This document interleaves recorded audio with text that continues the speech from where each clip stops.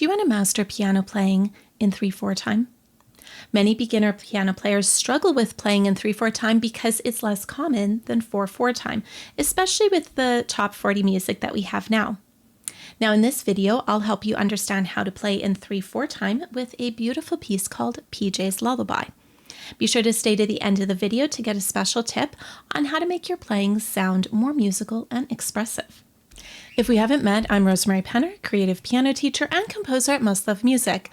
And whether you're a parent eager to inspire your child's musical journey, an adult looking to fulfill your own piano dreams, or someone in search of beautiful sheet music, you're in the right place. Let's make some music together.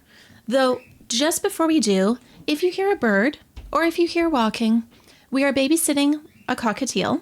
So he's cute and his name's Gizmo, but he's tweeting a lot and my kids are off school. If you're a parent, you know what I mean. So we'll get going with the video, but if you hear those, just try to ignore them. 3/4 time is often used in waltzes and lullabies. It gives this really smooth, flowing rhythm that feels like it's a gentle swaying. Music is divided into measures. This is regardless of the song, and those equal sections is what makes it a little easier to sometimes feel, but also read the music. In 3/4 time, there are 3 beats per measure, and they use a quarter note, so that's these ones at the front here, as the measurement for 1 beat. And so you can see in my first measure, and we'll see if I can get here, this one, we've got 3 beats, 1, 2, 3.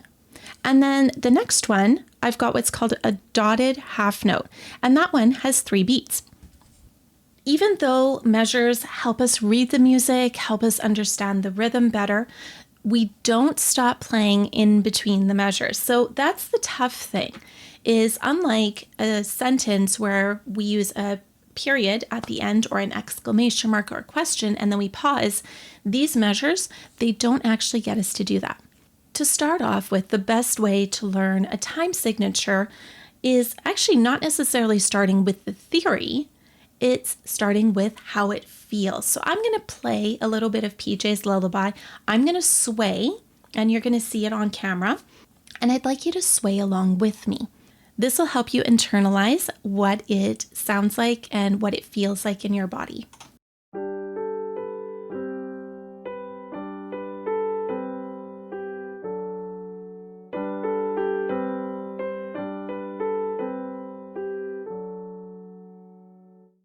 So breaking this down, what we have is in our right hand, we're starting on G, and we go up 3 notes. Go back down, skip up, and then skip up.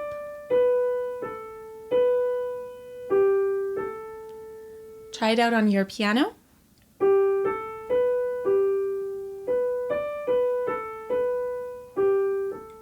So you're noticing we're just doing the right hand right now. And then the left hand is actually in some ways a little bit easier. We're holding it for the full measure. These are each 3 beats. So we're starting on G. We're playing what's called a chord bridge. So the outside of a chord. Take your top note, move it down 1. Go back to our original. Then back. Down. Okay, now we're going to pretend we're going to play our original chord, but we're actually going to move that bottom note down half a step. Okay, so let's do that together.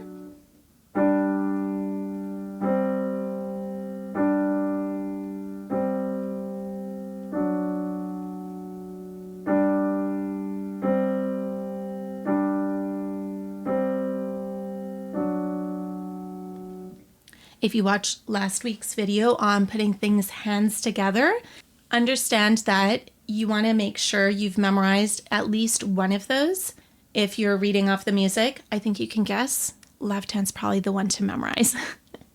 If you haven't seen that video, go ahead and check it out. For our right hand melody, let's go through that again. We're going 3 beats, 1, 2, 3. And here's a second rhythm pattern we often see in 3/4 time. 1, 2, 3.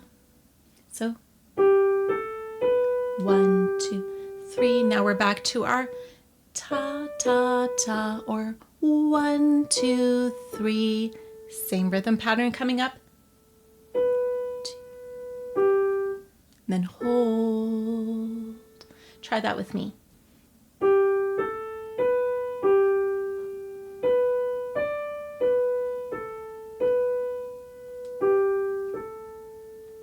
Excellent.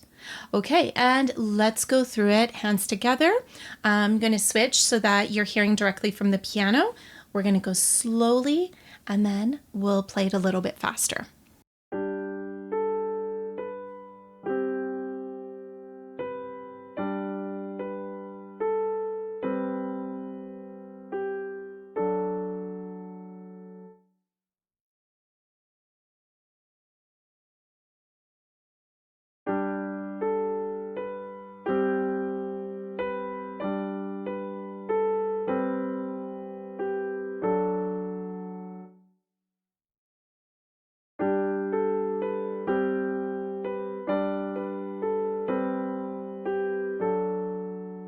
Did you notice that by the time we got to the end of that, it actually was easier to think in terms of 1, 1, instead of counting 1, 2, 3. And that's actually, for this particular piece, a really great strategy. Once you get to a certain speed, you want to almost feel just the entire measure, that one strong beat at the beginning.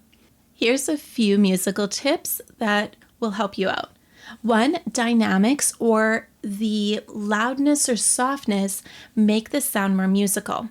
With this piece, we have a starting dynamic of what's called mezzo forte or medium loud, getting gradually louder and softer each phrase or musical sentence really helps emphasize that swaying feel. So I'm going to play it for you and then I'd like you to try it out.